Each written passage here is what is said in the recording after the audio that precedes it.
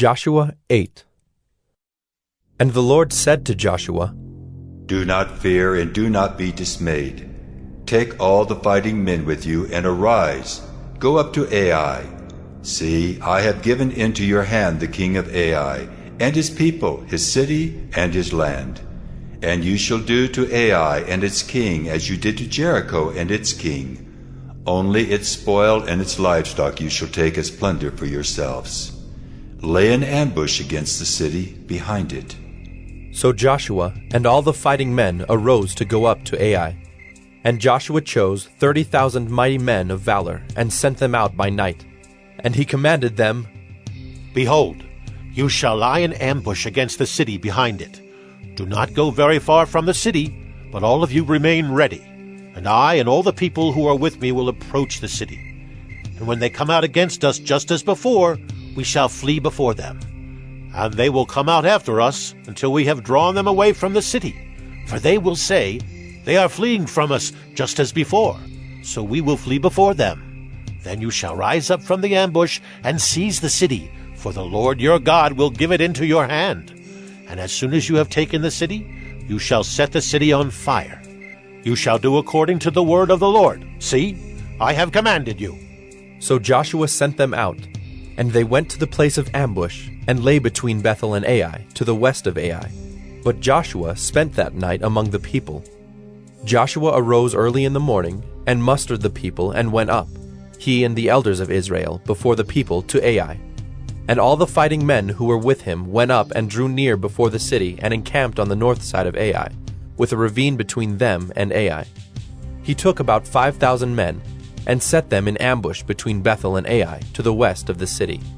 So they stationed the forces, the main encampment that was north of the city, and its rear guard west of the city. But Joshua spent that night in the valley.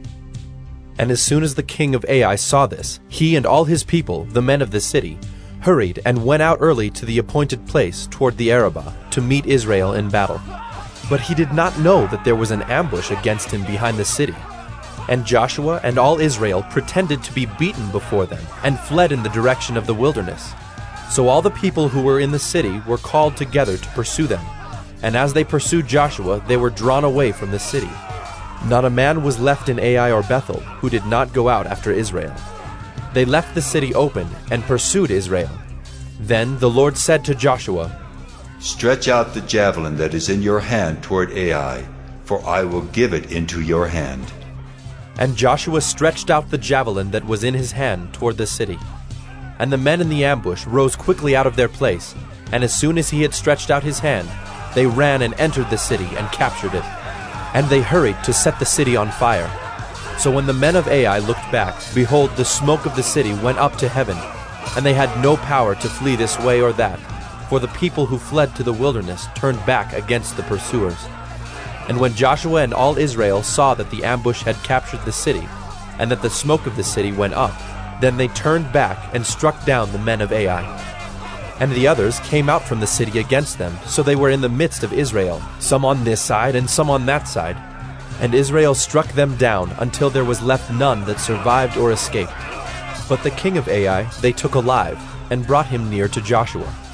When Israel had finished killing all the inhabitants of Ai in the open wilderness where they pursued them, and all of them to the very last had fallen by the edge of the sword, all Israel returned to Ai and struck it down with the edge of the sword. And all who fell that day, both men and women, were 12,000, all the people of Ai. But Joshua did not draw back his hand with which he stretched out the javelin, until he had devoted all the inhabitants of Ai to destruction. Only the livestock and the spoil of that city Israel took as their plunder, according to the word of the Lord that he commanded Joshua. So Joshua burned Ai, and made it forever a heap of ruins, as it is to this day. And he hanged the king of Ai on a tree until evening. And at sunset Joshua commanded, and they took his body down from the tree, and threw it at the entrance of the gate of the city, and raised over it a great heap of stones, which stands there to this day. At that time Joshua built an altar to the Lord, the God of Israel, on Mount Ebal, just as Moses, the servant of the Lord, had commanded the people of Israel, as it is written in the book of the law of Moses, an altar of uncut stones, upon which no man has wielded an iron tool. And they offered on it burnt offerings to the Lord, and sacrificed peace offerings. And there, in the presence of the people of Israel, he wrote on the stones a copy of the law of Moses, which he had written. And all Israel, sojourner as well as native-born, with their elders and officers and their judges, stood on opposite sides of the ark before the Levitical priests, who carried the ark of the covenant of the Lord, half of them in front of Mount Gerizim, and half of them in front of Mount Ebal, just as Moses, the servant of the Lord, had commanded at the first, to bless the people of Israel.